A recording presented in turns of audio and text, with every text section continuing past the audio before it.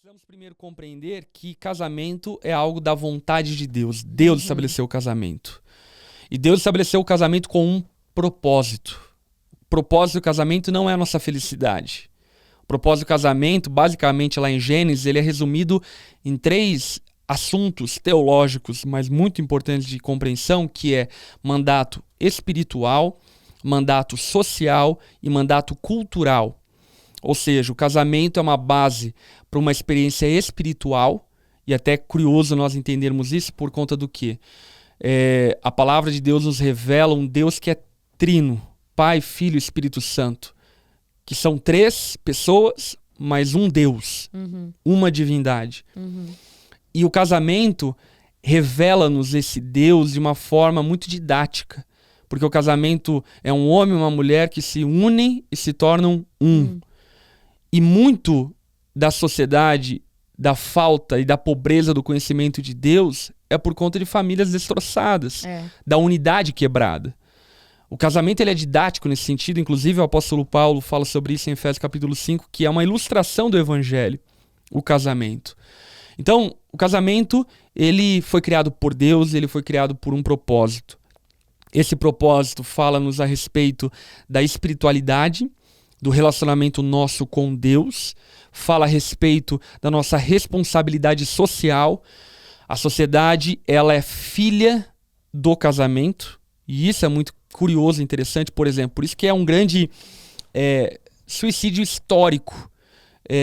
A sociedade querer, de alguma forma, legislar sobre o casamento. Porque o casamento antecede a sociedade. Uau. A sociedade é produto do casamento. O casamento vem antes da sociedade. A família é o núcleo mais primevo da subsistência humana, da sobrevivência humana na Terra. Portanto, a família ela é como uma base que sustenta a sociedade. E quando a família está colapsada, a sociedade é afetada. E você consegue perceber isso claramente, enfim, como pastor, e você, talvez até que não seja crente, não crê nada do que eu estou falando, eu te respeito super por isso, enfim, pode diagnosticar isso claramente. Claramente. Por exemplo, sei lá, você olha para o próprio Freud. Freud falava sobre o amor fundamental, que era o amor paternal, proveniente da família. Esse amor fundamental na psicanálise hoje foi meio que manipulado ali para tentar, de alguma forma, adequar as famílias alternativas. Porém, a história, a psicanálise pura e tantos outros assuntos sociais, a sociologia demonstra a fundamentalidade da família para a sociedade. O casamento, então, ele tem um mandato espiritual, ele tem um mandato social e ele tem um mandato cultural. Cultural em qual aspecto?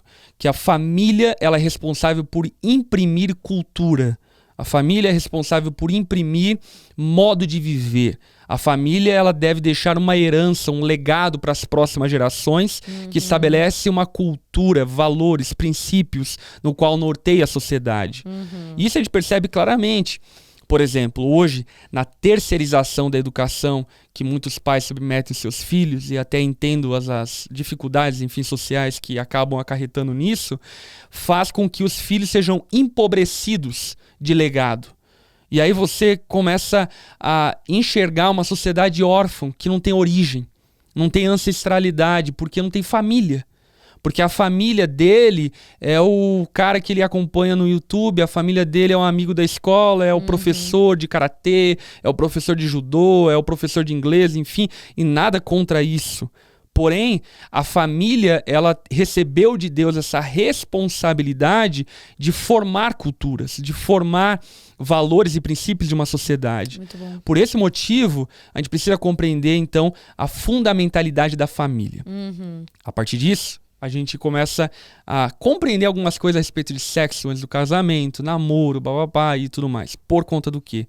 Por conta de que o projeto de Deus é a família. O projeto de Deus não é o namoro. O namoro é uma experiência da irresponsabilidade do homem ao brincar de família.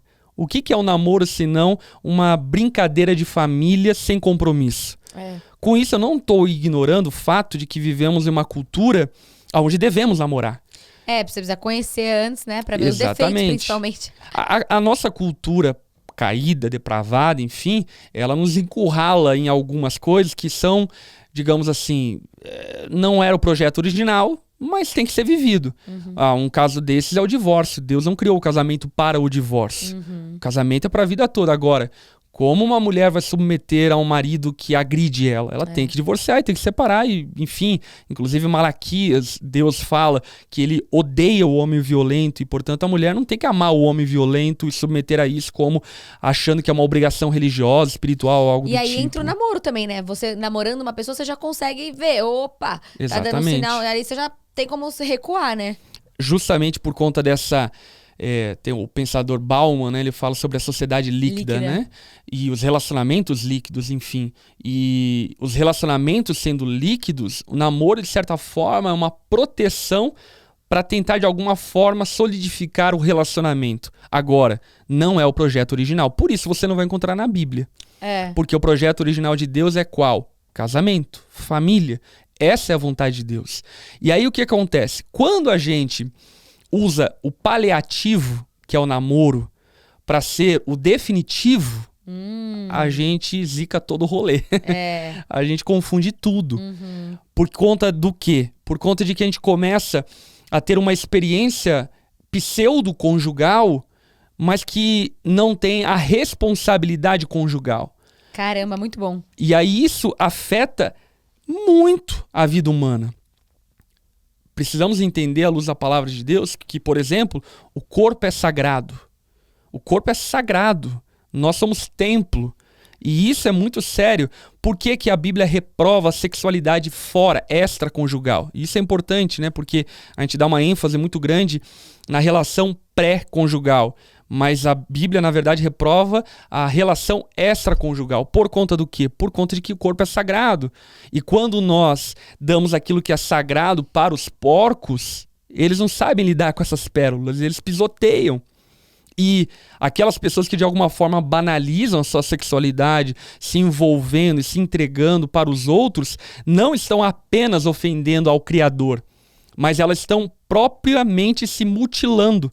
Mutilando a sua alma, mutilando as suas emoções, mutilando o seu corpo, amargando memórias e lembranças que vão acarretar em toda uma vida futura de arrependimentos, de comparações, de diversas situações que vão levar você, talvez, a uma vida amorosa infeliz. Então, precisamos entender que, sobretudo, eu acho que essa é uma das coisas da teologia que eu mais amo, que é a teologia própria, o nome, que é o estudo do próprio Deus. É interessante porque o crente, em grande parte, ele quer falar sobre demônio, anjo, isso aqui, enfim, mas não conhece Deus. Quem que é Deus? E aí, por exemplo, a gente tem muita dificuldade na geração de evangélicos hoje de compreender a Trindade, de compreender os atributos comunicáveis e incomunicáveis de Deus. Quem é Deus? Qual é o caráter de Deus? Por quê? Porque a plataforma de toda a teologia, ela precisa estar sobre esse alicerce de quem Deus é. Quem Deus é? Deus é santo, Deus é bom, Deus é justo, Deus é amor, Deus é eterno, Deus é autossuficiente, autoexistente, enfim, e por aí vai. Atributos comunicáveis e incomunicáveis de Deus. E a partir dessa plataforma, a gente começa a ter umas noções. Como assim? Peraí, se Deus é amor e ele criou a família, então quer dizer que a família é uma manifestação do amor dele sobre a minha vida. Não é um capricho divino querendo manipular e cercear a nossa liberdade. Mas é um favor de um Deus amoroso que sabe o melhor para a sua criação e a encaminha para usufruir daquilo que é melhor. E na nossa teimosia, nós pensamos que somos melhores do que Deus, e essa é a tentação de Eva e Adão lá no Jardim do Éden, e julgamos que sabemos o que é melhor para nós e Deus não sabe muito bem o que é melhor para nós, e acabamos pecando contra Deus e ferindo a nossa própria história. Então, o maior prejudicado, sem sombra de dúvida, e isso é muito importante que saibamos, o maior prejudicado em desobedecermos a Deus, em ferirmos a sacralidade do corpo, por exemplo, no sexo, em banalizarmos as relações humanas de afeto e amor, vivendo namoros banalizados, vivendo uma passação, enfim, de namorado e de namorada, enfim, o maior ferido e machucado disso tudo É você mesmo. É você. Deus não perdeu glória por causa disso. Não mesmo. Deus não deixou de ser mais santo por causa disso. Deus é santo, santo, santo. É dele toda a honra, toda a glória, todo o poder. Deus não precisa de nós. Ele é autossuficiente, é autoexistente. Ele é antes do princípio. Né? Gênesis capítulo 1, versículo 1, dá-nos essa lição fundamental para toda a teologia. Que é qual? No princípio criou Deus os céus e a terra. O que esse versículo fundamentalmente nos fala? De que Deus é antes de todas as coisas, ou seja, Ele não precisa de todas as coisas. Ele não precisa de mim, não precisa do dinheiro, não precisa desse podcast, ele não precisa de você, não precisa de ninguém, não precisa de nada. Ele não precisa que você não transe antes do casamento, ele não precisa que você não namore. Agora, nós precisamos de Deus, porque nós viemos dele. E precisando de Deus, somos como um broto tirado de uma terra que precisa ser plantada. Muito e se bom. não for plantada, não vai germinar, não vai frutificar, não vai viver o potencial que a vida sugere que nós temos.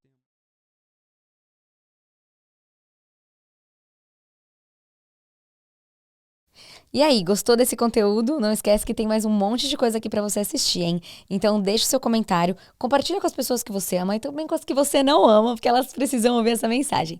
E é isso, a gente se vê todo dia aqui no canal, tem conteúdo novo pra você.